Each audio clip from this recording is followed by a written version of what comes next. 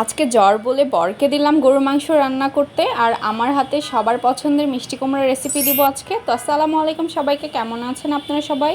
আশা করছি অনেক ভালো আছেন। তো এই যে সকাল সকাল পরোটা হোটেল থেকে আনানো হলো, কারণ আমার অনেক জ্বর, ওষুধ খেতে হবে, খালি পেটে তো ওষুধ খাওয়া যাবে না। তো ডালটা অনেক মজার ছিল।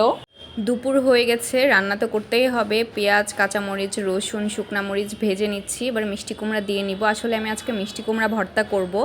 এই রেসিপিটা অনেক স্বাদের হয়, আপনারা করে দেখতে পারেন। মানে একদম সহজ আর অনেক স্বাদের। এভাবে মিষ্টি কুমড়াটা ভেজে তারপরে লবণ আর হলুদটা দিব।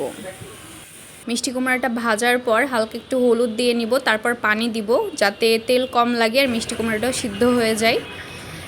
তো এই যে জাস্ট এতটুকু পানি দিলাম, দিয়ে ঢেকে দিব। আর এদিকে আমার বড় মাংস মাখানো শুরু করেছে, সে আলাদাভাবে মাংস মাখাই নিচ্ছে, মাখিয়ে মাংস রান্না করবে আজকে।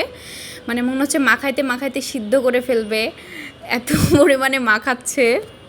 ঘ্যাটটা করে ফেলো না মাংস, মনে হচ্ছে তুমি চাপা চুপি দিয়ে সিদ্ধ করে ফেলবা।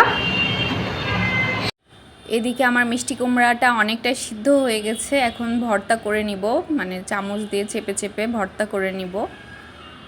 পানি শুকাবে আর সাথে এরকম করে চেপে চেপে ভর্তাও করে নিব, একসাথে দুই কাজ। খেয়াল করে অবশ্যই রসুন আর শুকনা মরিচটা ভর্তা করে ফেলবেন, একদম মিশায় ফেলবেন, তাহলে স্বাদটা বেশি লাগে। তো আমি এরকম করতে করতে এই যে দেখেন কড়াই থেকে উঠা উঠা ভাব, এরকম হলে ভাববেন যে ভর্তাটা হয়ে গেছে। মানে এই ভর্তার বৈশিষ্ট্যই হচ্ছে ভর্তা সুন্দরভাবে হয়ে যাওয়ার পর মানে কড়াই থেকে উঠে আসবে। আমার ভর্তা হয়ে গেছে, তুলে নিচ্ছে। একদম সহজ রেসিপি, এজন্যই আজকে ভাবলাম যে জ্বর জ্বর তো একটু ভর্তাটা করি। আর একটু ভর্তা দিয়ে অনেক ভাত খাওয়া যায়, মানে শুধু ভর্তা হলেই ভাত খাওয়া যায়।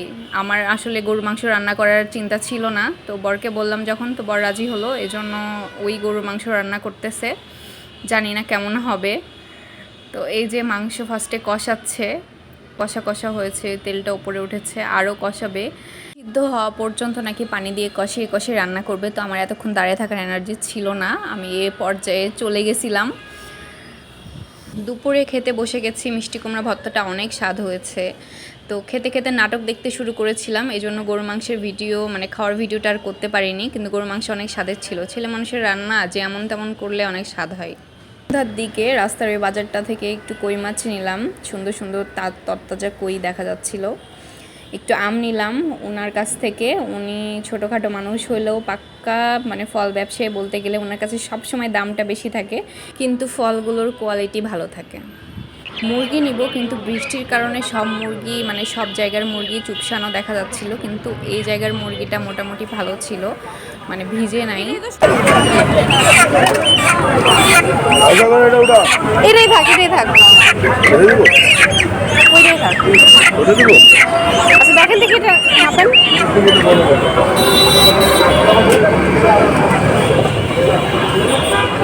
বাজার করে নিয়ে বাসায় চলে আসলাম। এর মধ্যে একটু স্বপ্নতেও গেছিলাম ওটস, চিয়া সিড আর গ্রিন টি কেনার জন্য। আর মুরগিটা এই যে খুলে রাখবো, কারণ মুরগি কেনার পর অনেক গরম থাকে, এই পর্যায়ে ফ্রিজে রাখলে মানে মুরগিটা ফ্রিজে সিদ্ধ হয়ে যায় আমার কাছে মনে হয়। এই জন্য আমি একটু ঠান্ডা করে তারপর মুরগিটা ফ্রিজে রাখি, ভাগ ভাগ করে পরে ফ্রিজে রাখবো। আর এই যে আম, শসা কিনছি। আমি সবসময় ইস্পাহানির গ্রিন টিটাই খেতাম, কিন্তু এবার কিনেছি টেটলির গ্রিন টি, জানি না কেমন হবে। চিয়া সিড কিনেছি স্বপ্নের চিয়া সিড, ও বাজারের কিনলে মনে হয় কিচকিচানি থাকে। আর কুইকারের ওটস কিনেছি। আর এখানে কিনেছি বনলতার টক দই। বনলতার টক দইটা আমার খুব ভাল লাগে, চিরা তারপরে ওটস এগুলো দিয়ে আমি টক দই দিয়ে খাই, এজন্য কিনেছি।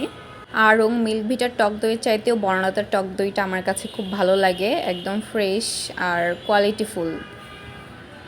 বাইরে আবার ঝুম বৃষ্টি শুরু হয়েছে, জানলাতে বসে এরকম